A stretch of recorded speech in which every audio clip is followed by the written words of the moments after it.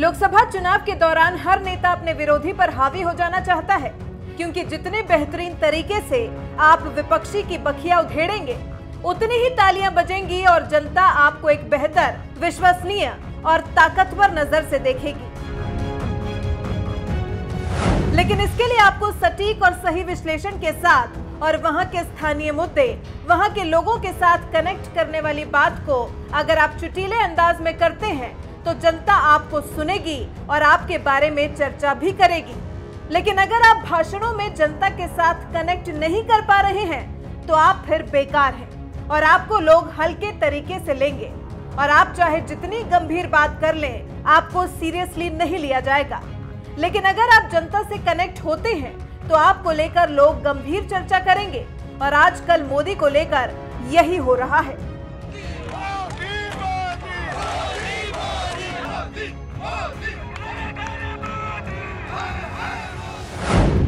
प्रधानमंत्री मोदी अपने आक्रामक अंदाज में हमेशा बेहतर नजर आते हैं। जब देश भर में पहले चरण के अंतर्गत आने वाली 91 लोकसभा सीटों पर पहले दौर का मतदान हो गया है, प्रधानमंत्री मोदी देश के अन्य राज्यों में चुनावी रैली को संबोधित कर रहे हैं। तो पीएम मोदी ने कहा कि जिस तरह से हवाएं चल रही हैं, उसे आपके उत्साह से देखा जा सकता है। आज देश के कुछ हिस्सों में पहले चरण की वोटिंग हो चुकी है। मुझे अभी तक जो जानकारी मिली है उसके मुताबिक फिर एक बार मोदी सरकार की जबरदस्त लहर नजर आ रही है।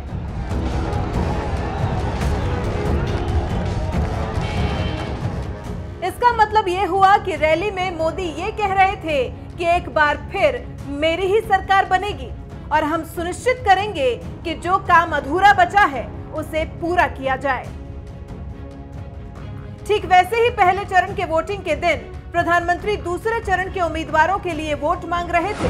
महाराष्ट्र में बीजेपी शिवसेना गठबंधन और कांग्रेस एनसीपी गठबंधन के बीच कांटे का मुकाबला है। 2014 के लोकसभा चुनाव में बीजेपी शिवसेना गठबंधन ने राज्य के 48 लोकसभा सीटों में से 41 पर जीत हासिल की थी, लेकिन उस समय कांग्रेस और एनसीपी ने हाथ नहीं मिलाया था। इस बार कांग्रेस एनसीपी गठबंधन सत्तारूढ़ गठबंधन को कड़ी चुनौती दे रहा है और पहले दौर के मतदान के समय प्रधानमंत्री मोदी कहीं और वोटरों को यह संदेश दे रहे थे कि सावधान रहना और झांसे में मत आना और अपना मत देखकर सोच समझकर बटन दबाना। इस वक्त भी प्रधानमंत्री मोदी तमिलनाडु, कर्नाटक, महाराष्ट्र या देश के कई हिस्सों में जहां पर जाते हैं, वहां पर कांग्रेस से लेकर रीजनल पार्टियों को निशाने पर रखते हैं और जोरदार हमला करते हैं। और जब अपने विरोधियों पर प्रधानमंत्री हमला करते हैं तो हाथ, चेहरा और भाव भंगिमाएं देखने लायक होती हैं। कुल मिलाकर ये बात कही जा सकती है कि प्रधानमंत्री मोदी जब अपने विरोधियों पर हमला करते हैं तो एक आक्रामक रणनीति, जनता के हिसाब से चुने गए शब्द और जनता को क्या अच्छा लगेगा इस हिसाब से मुद्दे तय कर विरोधियों पर हमला करते हैं और तभी उनका भाषण रौबदार होता है और मोदी अपने विरोधियों पर भारी पड़ते हैं।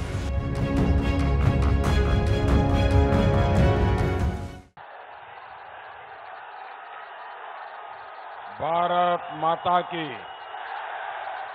भारत माता की, भारत माता की। आज डॉक्टर बाबा साहब आम्बेडकर की जन्म जयंती है। मैं कहूंगा बाबा साहब आम्बेडकर, आप सब बोलेंगे अमर रहे, अमर रहे। बाबा साहब आम्बेडकर, बाबा साहब आम्बेडकर, बाबा साहब आम्बेडकर। जय भीम, जय भीम, जय भीम। मुरादाबाद, संभल और रामपुर के सभी साथियों को मेरा नमस्कार।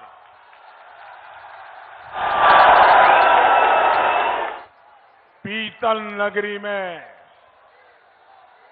आप सभी के बीच एक बार फिर आपका आशीर्वाद लेने आया हूं।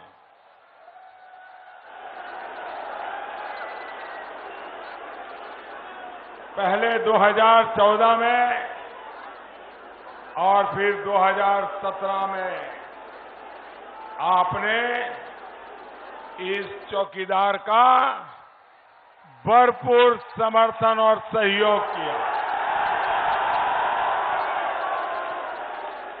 इसी प्यार और सहयोग का परिणाम है कि आज पूरी दुनिया में भारत का डंका बज रहा है। डंका बज रहा है कि नहीं बज रहा है? बज रहा है कि नहीं बज रहा है? आज संयुक्त राष्ट्र भी भारत का सम्मान कर रहा है। रशिया भी भारत का सम्मान कर रहा है।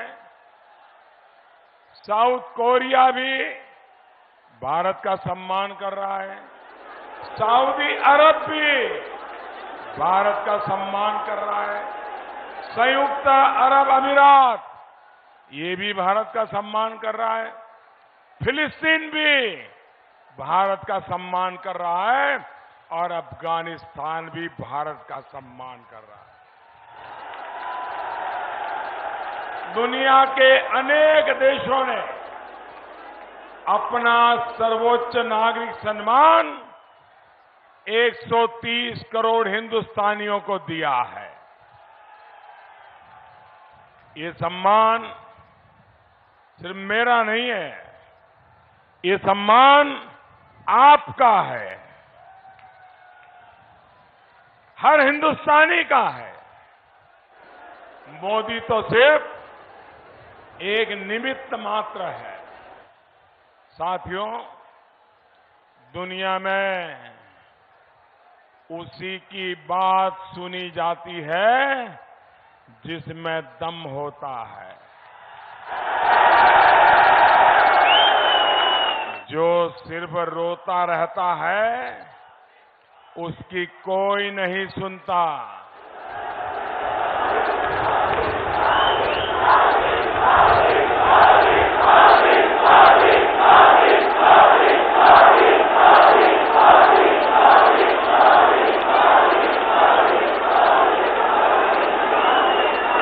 जिस नए भारत को बनाने का संकल्प हम सब ने लिया है,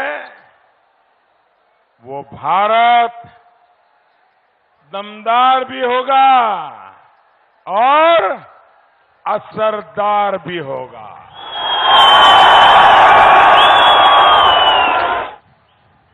भाइयों बहनों, पहले क्या होता था?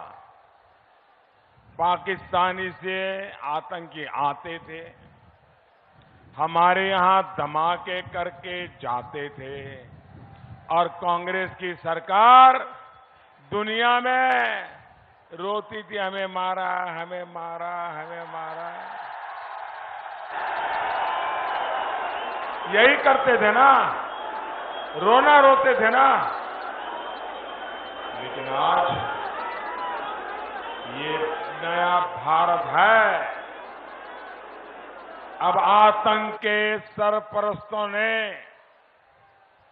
जब उरी में गलती की तो देश के वीर जवानों ने सर्जिकल स्ट्राइक करके दिन में भी तारे दिखा दिए थे।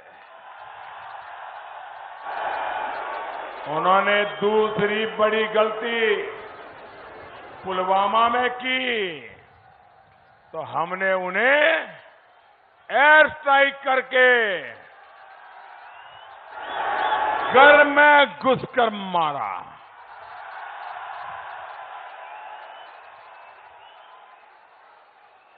और अब ये उधर वालों को भी समझ आ गया है कि अगर तीसरी गलती करने की गलती की तो लेने के देने पड़ जाएंगे।